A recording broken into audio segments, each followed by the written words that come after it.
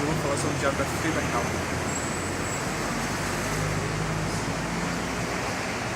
Então eu tava caminhando por Copacabana e vi esse mural perfeito, né, para começar o vídeo. É um mural feito por Miguel Sereno e Eduardo Fernandes. E tava andando pensando em fazer o vídeo sobre esse livro, que é o Diário de Frida Kahlo, Autorretrato Íntimo.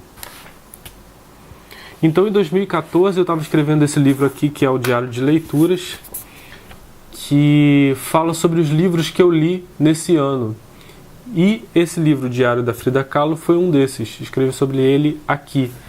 E ele me foi muito sedutor logo que eu vi essa reedição, porque, obviamente, gosto de diários e estava desenvolvendo essa série não só escrita, mas desenhada, de lugares onde eu ia. Eu desenhava todos eles. Tem alguns vídeos por aqui, no Rio de Janeiro e em outros locais também. E aí, esse livro da Frida Kahlo tem uma pequena biografia da vida dela para contextualizar esse período do diário, e também fala um pouquinho sobre suas relações com o Diego Rivera. E essa contextualização da vida da Frida, para entrar no contexto do autorretrato, a gente já pode começar falando a partir da sua figura paterna. O seu pai era fotógrafo e muitas vezes pedia para ela posar para ele, né? Então a questão da fotografia, do retrato, de se olhar, já estava muito presente. E aos 6 anos, o drama pessoal da Frida já começou, quando ela contraiu poliomielite. E as suas pernas ficaram mais finas, então é por isso que ela usava muitas saias grandes, né, para esconder suas pernas. E o seu relacionamento com o Diego Rivera, que é muito conhecido, e fica também cada vez mais evidente aqui, mais patente, mais aflorado, quando você vê as cartas que ela escreve para o Diego, muito apaixonadas. O nome do Diego aparece em vários desenhos toda hora, né? E ela conheceu o Diego pela primeira vez no seu colégio. O Diego ia fazer um mural, pintar um mural no seu colégio, ela viu, e alguns anos depois ela sofreu um acidente de ônibus. O ônibus em que ela estava colidiu com um bonde e uma barra de ferro atravessou seu corpo e ela ficou com um problema na coluna, ficou acamada e sem poder fazer movimentos durante muito tempo. E o seu pai novamente entrou como uma figura decisiva na sua vida, comprando uma tela e um suporte para ela pintar deitada. Então ela começou a fazer seus trabalhos a partir daí. Depois desse tempo acamada e tendo alguns trabalhos já prontos, ela vai ao encontro de Diego Rivera novamente, que estava pintando um painel no Ministério da Educação, para apresentar esses trabalhos para ele, para perguntar o que ele achava. E aí, então, ela passa a se interessar mais pelo Diego, o Diego por ela, e quando ela tem 22 anos, se casa com o Diego, que tem 42, e é uma relação muito forte, muito instável também. Eles se separaram 2 vezes, voltaram, traições, o Diego Rivera tinha amantes, a Frida também tinha outras amantes, tinha amantes mulheres e homens. Então, tudo isso está presente aqui nesse diário. E esse diário ela fez entre 1944 e 1954. 1954 foi o ano que Frida morreu. Morreu aos 47 anos, depois de participar da sua exposição individual, acamada, foi levada de cama mesmo e sem uma perna. Ela perdeu a perna nos últimos dias, e isso também está aqui no diário. Então foi uma vida marcada por muita passionalidade e também muita fragilidade de saúde, né? O seu pai também era epilético, era uma questão muito presente na vida da Frida. Ela passou por mais de 27 cirurgias e isso, obviamente, é escancarado na sua produção, que é centrada em si. A questão do autorretrato é muito importante na Frida e não deixa de ser também aqui nesses estudos, nesses desenhos, onde a gente vê essa relação do mito e da pessoa muito presente, né? Tem a letrinha da Frida, o que é uma coisa... nem sempre a gente pode ver, né, esse tipo de coisa.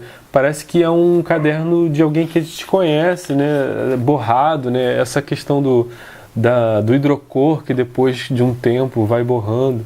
Então é muito legal, e você também no final tem a tradução, né, do espanhol. E a Frida, na verdade, chamava-se Madalena Carmen Frieda Kahlo e Calderón. E ela, do Frieda, virou Frida Kahlo. Mas a Frida Kahlo não era só uma, né? Eram várias Fridas, que a gente pode ver nos autorretratos, como que elas, de certa forma, comunicam com a gente certas ideias, né? De Frida com Frida, Frida que representa o pai, Frida que representa a mãe, Frida que representa uma mulher que cuida de um bebê sapo, como o Diego, né, num dos seus trabalhos, como que essa Frida que sangra, essa Frida que tem os pés que voam, essa Frida que trata, de certa maneira, de muita subjetividade, comunica tão fortemente, né? Então acho que, de certa maneira, a gente está precisando dessa subjetividade. E é engraçado fazer um contraponto do trabalho do Diego Rivera com o trabalho da Frida. O Diego, um herói nacional, né, fazia murais nacionais muito grandes, Ministério da Educação, na própria escola da Frida. Então muitas figuras, precisava-se de andaimes, de muita tinta. O próprio Diego Rivera, né, era um sujeito grande, né, gordo, e a Frida, a saúde debilitada, fazia quadros pequenos, né? E o diário também parece um desdobramento dessa coisa menor que a Frida fazia, menor, claro, né, em dimensões, mas não em importância. E como que, chegando nesse ponto, como que o nome da Frida passou a sobrepor o nome do Diego Rivera. E então ela entra muito mais na questão inconsciente, inclusive ela é chamada pelo André Breton em dado momento para fazer parte de uma exposição surrealista, e ela aceita porque o André também André Breton era um nome expoente do surrealismo, mas ela não se diz surrealista. Mas como que ela constrói esse repertório muito diferente do Diego Rivera, que está preocupado com questões sociais muito mais latentes, né? E o Frederico Moraes, de certa maneira, coloca essa questão de como que a Frida teria sido melhor aceita nos Estados Unidos em detrimento dos outros grandes muralistas mexicanos, como o próprio Diego, o Siqueiros, o Orozco, porque eles eram muito mais políticos. E uma Frida, que também era política, mas a Frida mágica, teria sido mais aceita assim, comercialmente. Então é uma situação assim, muito complexa, né? E que tem muitos jogos de poder nisso. Mas como que esse aspecto da Frida mítica, ficou mais sobressaltado, e essa Frida, então, mágica, seria mais aceita mercadologicamente. Então ele levanta esse ponto, baseado no estudo de uma outra pesquisadora de arte. Então eu fico pensando também se, de certa forma, a política da Frida não está inserida nessa subjetividade, nesse autorretrato, nessa intimidade, e como, de certa forma, ela também comunica politicamente, né? Com o seu rosto, com os pelos, com a ancestralidade da roupa. A Frida, junto com o Diego Rivera, acolheu o Trotsky lá no México, e ela teve um caso com o Trotsky também, e ele morreu lá, né? Morreu com um atentado lá no México, depois de ser acolhido pelo casal. Mas como que essa subjetividade não ficou alheia à sua prática política? Vou ler alguns pedacinhos aqui do Diário da Frida. Uma dessas páginas diz o seguinte: convicção de que não estou de acordo com a contra-revolução, imperialismo, fascismo, religiões, estupidez, capitalismo e toda a gama de truques da burguesia. Desejo cooperar com a revolução para transformar o mundo em um só, sem classes, para dar um ritmo melhor às classes oprimidas. E aí, um momento, ela fala do Bosch, fala de Hieronymus Bosch, né, o pintor. Ela diz assim: pintor maravilhoso, fala quando a sua perna foi amputada em 53, então tem desenhos que têm relação com essa perna amputada. Tem também um outro aqui que é destacado, onde ela fala pies para que los quiero, si tengo asas para volar. E aí a gente, quando fica estudando uma coisa, normalmente a gente tem um repertório vocabular, léxico, para entender aquilo, né? Eu acho muito legal você ter uma oportunidade de prolongar as metáforas do artista através da palavra. Mas como é importante também, no meu caso, entender a Frida desenhando a Frida, por exemplo. Aí eu fiz um desenho de um autorretrato dela aqui no meu caderno, partindo de uma série de estudos. Então, eu estudo a Frida desenhando a Frida. Então, desenhar também é estudar.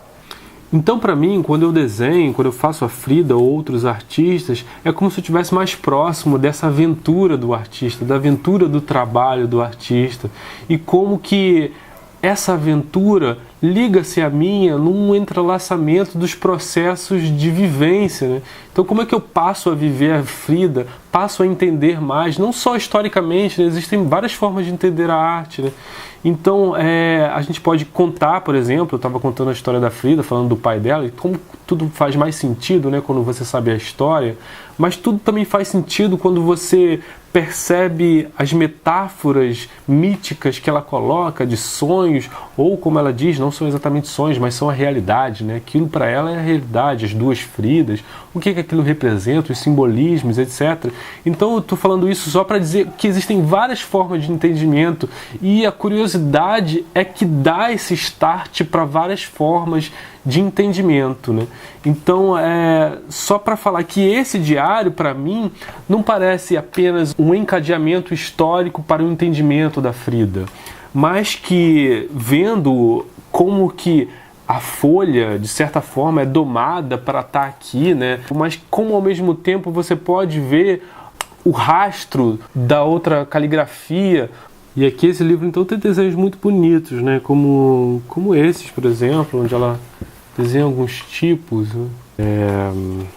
Desenhos finalizados, desenhos não tão finalizados, desenhos que se entrelaçam com as palavras. Então, esse diário trata dos últimos 10 anos de vida da Frida. 10 anos depois de morrer, em 1947, Diego Rivera morre em 1957. E ele não é enterrado, na verdade suas cinzas não são juntas com a da Frida como ele gostaria que fosse. Ele é posto em outro cemitério, mas a sua vida está intimamente interligada com a Frida, indubitavelmente, né? E isso pode ser visto aqui de uma maneira muito mais íntima, muito mais intensa e muito mais próxima. Então, por isso que eu acho que esse é um grande livro, é um grande diário para a gente ter em casa e poder ver de vez em quando.